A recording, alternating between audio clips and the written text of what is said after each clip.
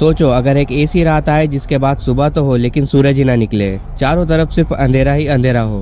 ऐसा एक बार हुआ था जब सूरज 3 दिनों तक नहीं निकला और इन 3 दिनों में 20,000 लोगों को अपनी जान गंवानी पड़ी थी। ये इंसिडेंट हुआ था एज़टेक सिविलाइजेशन के दौर में। एज़टेक 14 से 16 सेंचुरी के बीच मेक्सिको के जंगलों और पहाड़ों में बसी एक सिविलाइजेशन थी।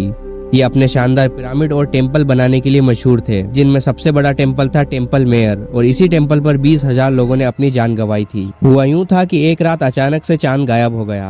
लोगों को समझ नहीं आ रहा था कि आखिर ये हुआ क्या, और अगले दिन आसमान में हल्की रोशनी दिखाई दी जो जमीन तक नहीं पहुंच रही थी, लेकिन इससे साफ पता चल रहा था कि सुबह हो चुकी है, लेकिन सूरज नहीं निकला था। ये देखते ही पूरे शहर में अफरा तफरी मच गई। लोग चिल्लाने लगे, सूरज मर गया,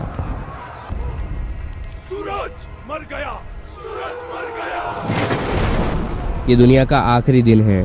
मंदिर के पुजारी कहने लगे, हमारे देवता हमसे नाराज है, उन्हें खून की जरूरत है। एज़टेक लोगों का मानना था कि सूरज की कोई अपनी ताकत नहीं है, वो इंसानी खून से जिंदा रहता है, इसलिए अक्सर टेम्पल मेयर पर इंसानों की बलि दी जाती थी। इस रात भी कुछ ऐसा ही हुआ। पुजारियों ने ऐलान किया कि अगर सूरज को वापस लाना है तो खून बहाना पड़ेगा। हजारों लोगों को पकड़कर टेम्पल मेयर पर लाया गया और सीढ़ियों पर उनकी बलि दी गई। यही सिलसिला 3 दिनों तक चलता रहा, क्योंकि सूरज 3 दिनों तक गायब था, और इन 3 दिनों में 20,000 से ज्यादा लोगों की बलि चढ़ा दी गई। मंदिर की सीढ़ियां खून की नदियों में बदल गई, और चौथे दिन सूरज की किरण दिखाई दी और धीरे धीरे सूरज निकल आया। पुजारी कहने लगे कि हमारी बलि काम आई, सूरज फिर से जिंदा हो गया।